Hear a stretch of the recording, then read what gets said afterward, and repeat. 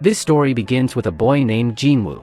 The moment he wakes up in the morning, he doesn't feel like going to school and decides he'll spend the entire day gaming instead. Just then, he finds a note from his mom asking him to bring home some groceries.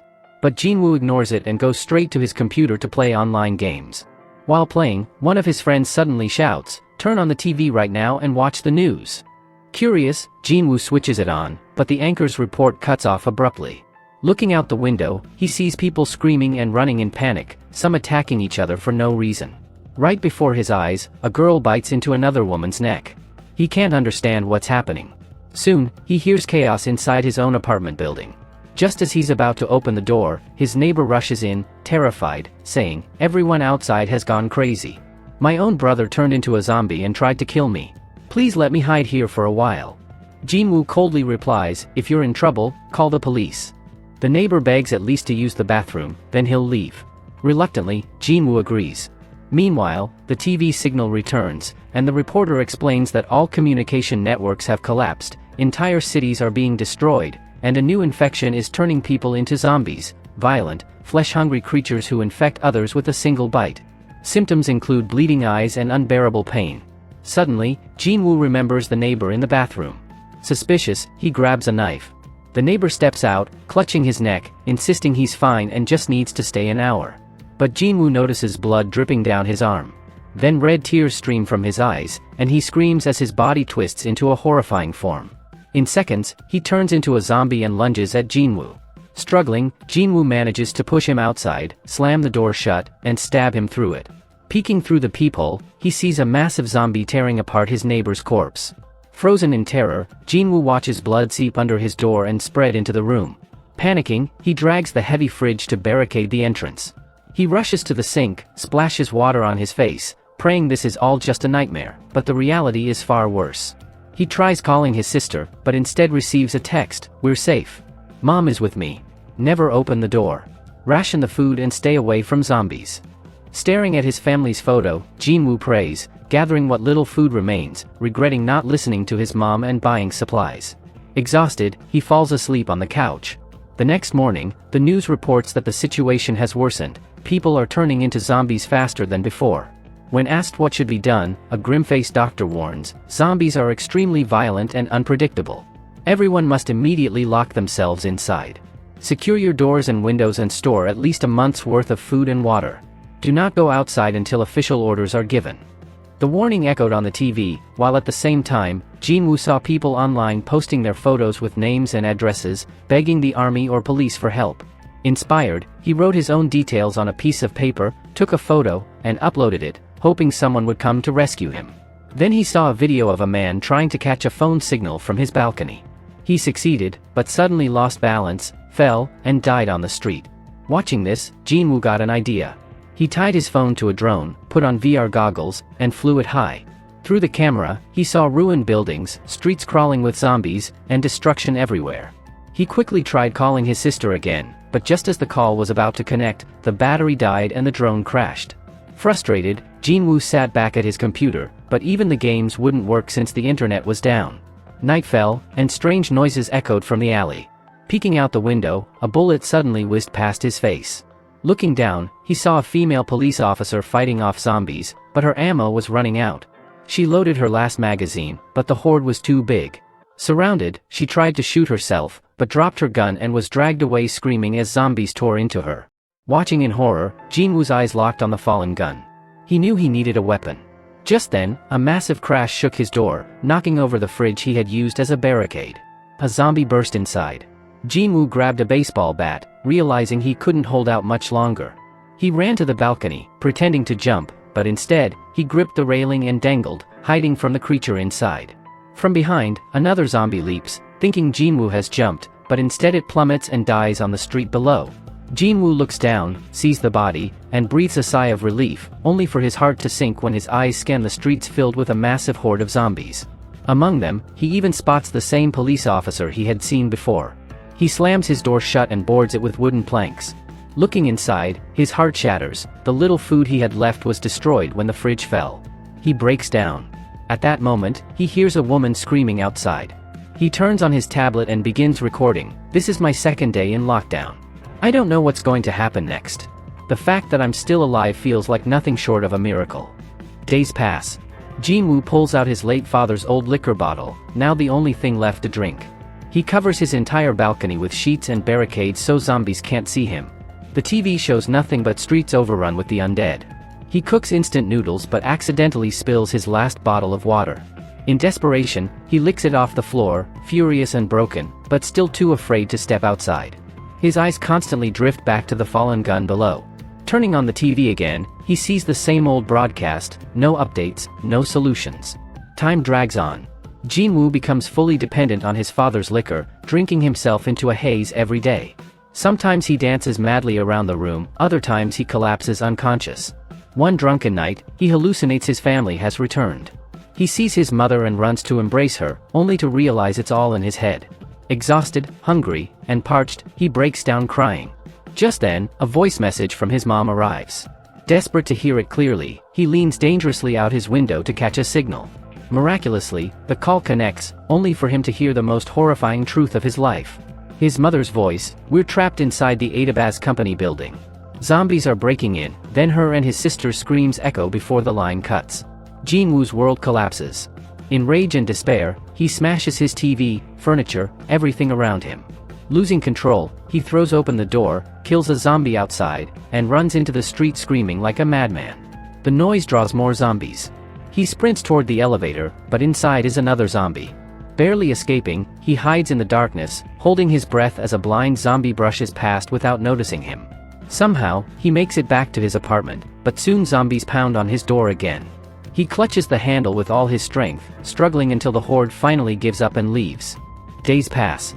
Looking out the window, he watches power plants exploding one after another, plunging the whole area into darkness. His last shred of hope dies. He picks up his camera to record a final message, but words choke in his throat. Empty and broken, he decides to end it all. He ties a rope, loops it around his neck, and prepares to hang himself, when suddenly a red laser dot flashes across his chest. He looks up to see a glowing board from the opposite building. Shocked awake, he tears the rope away. From across the street, a woman named Kim is signaling him from her window. She uses a laser pointer and a board to send a message: "Don't shout. The zombies will hear you." They begin communicating with hand signals and written notes. Kim scolds him for being reckless, calls him crazy, and makes him promise to meet her at the window every morning. For the first time in ages, Jinwoo smiles. He has found a companion. The next morning, he jumps out of bed and rushes to the window, but Kim is nowhere to be seen. After a while, she appears, cautiously checking her surroundings before standing at her window. Angry, she says he's late. Jinwoo apologizes, and they exchange names through gestures. Suddenly, Kim spots a zombie lurking in her own apartment. She quickly signals, "Meet me again tomorrow at 10. She goes back inside and finds the zombie caught in one of her traps, dangling helplessly. She picks up a hammer and smashes its head. That night, rain pours down. Both Jinwoo and Kim place out bowls and clothes to collect water, their precious lifeline. The next morning, Jinwoo comes to the window, his face pale, eyes sunken, and body weakened from hunger. Kim immediately realizes he's starving and needs help. She tries tying a rope to a ball and throwing it across to make a bridge between their apartments, but the distance is too great and her attempt fails. That's when Jinwoo remembers he has another drone. This time, he ties a rope to it and carefully flies it over to Kim's window. The drone succeeds, securing a strong line between them. Kim ties a bag full of food to the rope and sends it across. When Jinwoo receives it, joy floods his eyes, and he thanks her from the bottom of his heart. But his relief quickly turns to horror when he sees a zombie on the street below clutching the rope, pulling it with terrifying strength. The table anchoring it in Kim's apartment begins to slide, dragging her toward the window. With a violent jerk, she loses consciousness and collapses as the table tips halfway out. Seizing the chance, the zombie starts climbing the rope. Jinwoo panics, hurling bottles at it, but the distance is too great for any effect. The creature climbs higher and higher. In desperation, Jinwoo launches his drone again, circling it around the zombie to confuse it. The plan works, the monster becomes disoriented and loses its focus. But just then, a larger horde floods the street below, surrounding Jinwoo's building and pounding at the doors. The climbing zombie suddenly grabs the drone, pulling itself dangerously close to Kim's window. At that exact moment, Kim regains consciousness. She grabs a weapon and hacks off the zombie's hand, sending it plummeting. The creature howls as it falls, torn apart by the furious horde below. Meanwhile, Jinwoo wraps duct tape around his shoes to muffle his footsteps, grabs a stick, and quietly slips out of his apartment. In the hallway, he finds what remains of his neighbor's shredded body. He takes the keys from the corpse's pocket and sneaks into the neighbor's apartment. He rushes straight to the kitchen, grabbing every scrap of food he can find. But in one room, he stumbles upon a body. Leaning in cautiously to check if it's dead or alive, he's suddenly ambushed from behind by a zombie. Terrified, he uses the corpse as a shield and barely escapes, sprinting back to his own apartment. Slamming the door shut, he exhales in relief. Now, at least, he has food, and a little hope. Wanting to return the favor, he packs some supplies into a bag and includes a walkie-talkie he found in his neighbor's home. The next day, they finally talk to each other through the radios. Hearing a human voice after months fills Jinwoo with joy. Kim thanks him, admitting she already ate all the food in one sitting. Jinwoo laughs, saying, "I should be the one thanking you. You saved my life." But Kim replies seriously, "I didn't save your life. You wanted to live.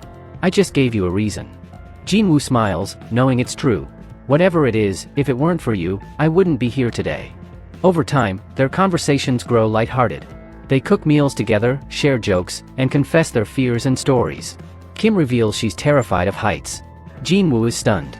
A woman who chopped off a zombie's hand is afraid of heights? Kim laughs, replying, "I don't think of them as people anymore. That makes it easier." Just then, they hear a sound like rainfall. Excited, they prepare to collect water, but quickly realize it's not rain. It's the sound of thousands of zombies charging. The ground trembles as the massive horde swarms toward their buildings. Panicked, they lie flat on the floor, trying to stay silent. But in Kim's room, a table crashes to the ground, echoing like thunder. The zombies immediately turn toward her window. Trembling, Kim whispers into the walkie-talkie. Jinwoo reacts without hesitation, formulating a plan. He dials the landline of an abandoned apartment nearby. The ringing phone distracts the horde, pulling them away from Kim's flat. The trick buys them some time. But both realize the truth: survival inside these buildings is no longer possible. They must escape. Kim tells Jinwoo she studied the building opposite hers for weeks and is certain that no zombies have reached the 8th floor. Determined, she decides to go there. Tying a rope around her body, she climbs out her window. As she descends, zombies lunge upward at her. Kim fought fiercely with all her courage and weapons, managing to overpower the zombies. From above, June was stunned by her bravery. Just then, Kim spotted a gun lying on the ground and reached for it, but a zombie lunged at her neck. Without hesitation, June rushed down, and together they fought side by side. After a brutal struggle, they finally made it to the building and slammed the door shut behind them. But the glass walls wouldn't hold for long. As the zombies smashed against them, the two sprinted to the elevator, hit the button, and escaped upward. On the 8th floor, they finally caught a moment's breath. The hallway was empty. They tried opening several doors, but all were locked. Suddenly, a zombie appeared behind them, and within seconds, an entire horde filled the corridor. June quickly slammed a heavy iron gate shut to stall them and grabbed a stick to fight, while Kim managed to pry open a door. But as soon as she did, someone from inside yanked her in. The stranger threw a smoke grenade and shouted, "Get inside, now!" June bolted into the room, and with the smoke clouding the air, they were safe for the moment. But suspicion flared in Kim. Angrily, she demanded, "Who are you?" The man replied, "My name is Xiang. You should be thanking me." Kim was shocked. She had thought the entire floor was deserted. Xiang explained that he too believed he was the only survivor in the area. He offered them water. Kim hesitated, but when she saw him drink first, she trusted him enough to take a sip. He gave them food as well, saying, "Eat this until the rescue team arrives." Hearing those words, June and Kim were stunned with hope. June hugged Kim in relief. But minutes later, June suddenly collapsed to the floor, unconscious. Before Kim could react, dizziness overtook her too. Xiang had poisoned the food. Kim's body gave out, and she fell. With frantic rage, Xiang dragged her across the floor and shoved her into a dark, foul-smelling, damp room with all his strength. Her head slammed against the ground, her elbows and knees scraped and bled, and her entire body shook from pain. Before she could recover, Xiang pounced on her like lightning and tied her wrists tightly with thick ropes. Her breathing quickened as terror surged through her, but the madness in Xiang's eyes was unmistakable. He slammed the door shut and locked it heavily from the outside. The room was pitch black and suffocatingly silent, filled with the stench of rot, blood, and dampness, worse than a tomb. When Kim slowly regained consciousness, her heartbeat was pounding in her ears. She tried to look around with trembling eyes, and then her gaze fell on a corner of the room. Her blood ran cold.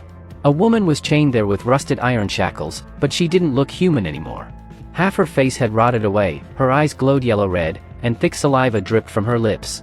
The guttural growls and rasps from her throat were so horrifying it felt like the walls themselves were shaking. Kim's throat went dry, and a scream tore from her mouth. From behind the door came Xiang's chilling, merciless voice, "Don't be afraid. This is my wife. I won't let her die. The only way to keep her alive is to feed her human flesh." Kim's entire body broke into goosebumps. Her eyes widened, her chest heaved with terror, and her heart pounded so hard she thought it would burst. Xiang's voice boomed again, "That's why I kept you here for her." Meanwhile, June, still unconscious nearby, began to stir awake.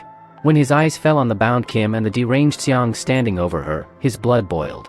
He grabbed a gun and roared with fury, "You're not human, you're worse than a monster." But Xiang suddenly dropped to his knees, tears streaming down his face, his voice trembling with desperation, "I'm not a monster. I just want to save my wife from death. If you let her eat Kim, I'll let you go and give you all my food." His eyes burned with such insanity that even June was momentarily stunned. Just then, the sound of chains clattering filled the room. The zombie woman's shackles had loosened. She staggered forward, her steps rattling with hunger, moving slowly but relentlessly toward Kim. Her eyes burned with feral craving, her teeth grinding in anticipation, filling the room with an unbearable dread. The air grew cold and heavy, as though death itself was drawing closer with every step. And then suddenly, a strange rumble echoed from the sky. The terrifying roar of helicopter blades thundered across the city. Kim and June rushed to the window, their hearts torn between hope and fear. The moment they looked outside, their eyes lit up. Military helicopters circled above the dark sky, cutting through smoke and ash. Their searchlights swept over ruined streets and broken buildings. For the first time amid the shadow of death, a glimmer of hope appeared on Kim's face. Without wasting a second, June grabbed her hand tightly and shouted, "Run to the roof." They sprinted frantically through the dark hallways, shattered glass crunching under their feet, the stench of mold and blood heavy in the air. June and Kim fired shot after shot, dropping zombies one by one. But louder than the gunfire were the endless shrieks of the horde. Dripping with sweat, Kim scrambled up the stairs until her foot slipped. She screamed, nearly plunging into the abyss, but June caught her hand with all his strength and pulled her back. Her breath was ragged, tears welled in her eyes, but June roared, "Go first. Stop that helicopter. I'm coming." Tears streamed down Kim's cheeks, but she nodded and ran for her life. Through shattered doors, splattered blood, and scattered debris, she finally reached the rooftop. The air reeked of gunpowder and smoke.